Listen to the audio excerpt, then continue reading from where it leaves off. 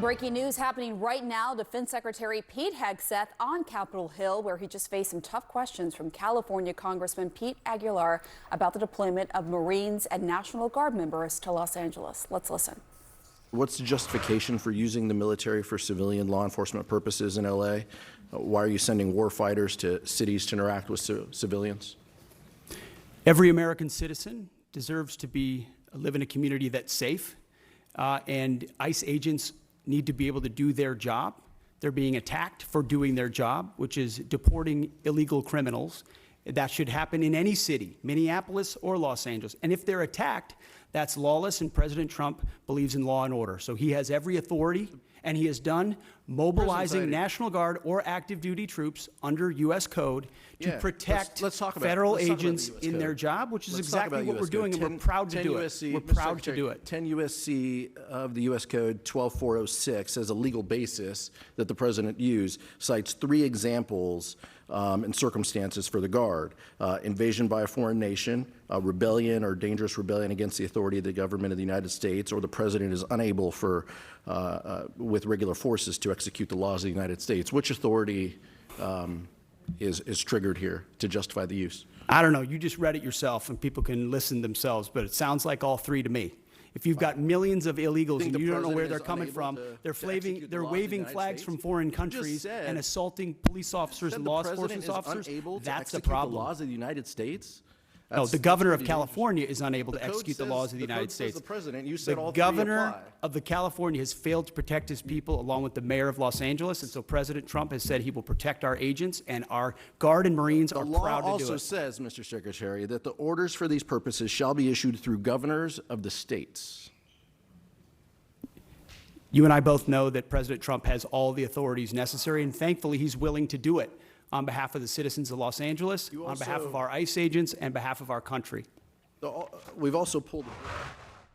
CNN national security correspondent Natasha Bertrand is back with us here in the Situation Room. Natasha, he also addressed how long National Guard troops will be in Los Angeles and reports about them sleeping on the floor. Yeah, well, so Secretary Hegseth said that he expects the National Guard troops to be there for 60 days. So they're not going to be leaving anytime soon, according to the secretary, because he says they need to stay there to show the protesters and the rioters that there is kind of a large military force there that is prepared to respond if they continue their protests. He also addressed, as you said, these photos that we have seen circulating that were posted, including by the California Governor Gavin Newsom, of these National Guard troops sleeping on the ground, sleeping on top of each other. He said that the troops are being very well taken care of. They have enough food, water. They also have shelter. Look, those photos that we have seen just really speak to the how fast that these troops were deployed. A lot of the kind of logistics of this are still being worked out. And so you're going to see photos like this, just like you saw back when the National Guard responded to the January 6th insurrection, of them sleeping on floors, kind of catching naps where they can. What I'm told is that they do have a place to sleep, but obviously this is a very, very large contingent that is being deployed to the Los Angeles area, and they're now having to scramble to catch up and figure out where they're going to be located for an extended period of time. And we should also note that he did reveal, or I should say the comptroller who's testifying next to him, revealed the cost of this deployment. She said that it's right now, the estimate is that it's going to be about $134 million for the Marines as well as the National Guard troops for this deployment. All right, thanks so much, Wolf. Let's go to CNN military analyst and retired Air Force Colonel Cedric Leighton. Actually, I want to pick up with what they were just talking about, how unusual it is for a DOD secretary to be so political in this way. It may not be for Hegseth, but in terms of the role, how unusual is that? And what else is your reaction to the comments he's made so far? Yeah, so Pamela, the fact that he is so politically engaged is very different from previous secretaries of defense. You know, you have a tradition of people like George Marshall, former 5-star general who became Secretary of Defense, as well well as Secretary of State, but he was notoriously apolitical as much as he possibly could be.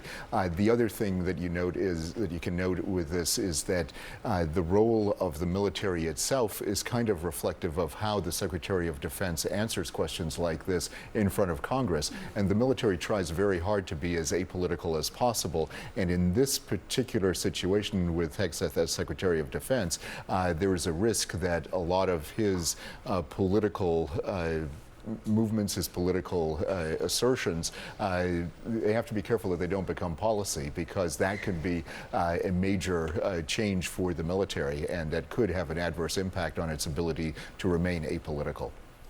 All right, I want to go to something else here, and that is this tweeted this morning by California Governor Gavin Newsom. As you see, it shows the National Guard troops sleeping there on the floor. It reads, quote, from the governor, "You sent your troops without fuel, food, water, or a place to sleep. If anyone is treating our troops disrespectfully, it is you, Donald Trump," end quote.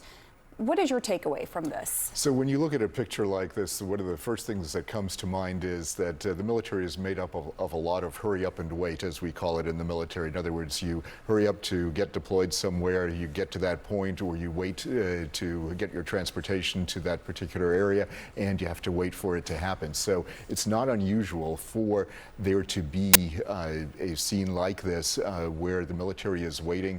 The soldiers will sleep wherever they possibly can. That's part of the technique of staying alert when they need to actually be on point. But you have situations where there's 20 hours of sheer boredom punctuated by about 2 minutes of absolute adrenaline pumping excitement. There are situations like that, and the military has to be able to, in essence, turn very quickly to deal with things. But this is not an unusual situation, even if the deployment was, let's say, very well planned and coordinated with the state. You would still see scenes like that. No matter who's president, No basically. matter who's president. All right, Colonel Cedric Leighton, thank you so much. I want to start with kind of a big picture of this situation. And we've been doing a lot of the policy, and we were going to get to that with you, Priscilla, don't worry. But because this is a political show, I do want to start with that. And our friend Ron Brownstein, who happens to live in Los Angeles, wrote the following. All these steps, along with his, meaning Trump's, calling up the California Guard and deploying the Marines, are surely meant to signal that Trump intends to use any means available against states and cities that resist him, just as he has taken a series of unprecedented moves to punish prominent universities and prestigious law firms. Trump is governing as a wartime president with Blue America rather than any foreign adversary as the enemy. And Don Brownstein's word for it, although he has very smart words, take the president's word for it. He said 2 nights ago, we are going to send troops everywhere. This is part of the plan, part of the chaos that is intentional and organized. From the emergency declarations on his tariff programs to emergency declarations in blue cities like this, he is flexing his presidential authority. And quite frankly, I'm told by people who are around him, enjoying what he's seeing, enjoying this spectacle. So we shall see where it goes from here. But other Democratic governors are watching this with some trepidation. As the summer begins, we're just 5 years on from a George Floyd protest that rightly went across the country here. So we shall see where this goes from here. But the emergency, I'm just always struck by our colleagues on the ground in Los Angeles, just describing how small of an area we are talking about here. And I think that cannot be said enough. I mean, it reminds me of, you'll probably know this name, none of you probably will, but the Michael Deaver, who was kind of the comms guru for Ronald Reagan, who in the early days of trying to manipulate imagery on TV, understood that very well and sort of famously told, I think it was Leslie Stahl, who thought she was calling out things while playing the video of what Reagan was doing. He called to thank her because nobody was maybe paying attention as much to what she was saying as what they were seeing, which is the whole strategy here of what President Trump is doing. Well, in many ways, this has shifted from immigration to law and order. So from one of his top issues to yet another top issue. In the early days of this, there were immigration advocates and activists who were in front of this federal building who were protesting Immigration and Customs Enforcement detaining people as they came in for their check-ins and their hearings. And then it sort of snowballed from there, in addition to the other worksite enforcement that was happening around the city. And now to what you were describing, that small area, and what Stephanie was describing, the lawlessness that can happen in the overnight hours. But something, Dana, that I have been talking to my sources about as they have continued, and others like Homeland Security officials and the Pentagon officials have continued to brief the White House over the course of each of these days, is they continuously tell me that Stephen Miller, a top aide to the president, has made it very clear to everybody involved in this response they are not backing down from Los Angeles. They have no intention of pulling back. They feel like they have to win this, and win this with a show of force. So that has been the message that everyone on the ground, and that my sources are telling me, is being sent to officials across the government, and in this fight of both immigration and law and order coming together.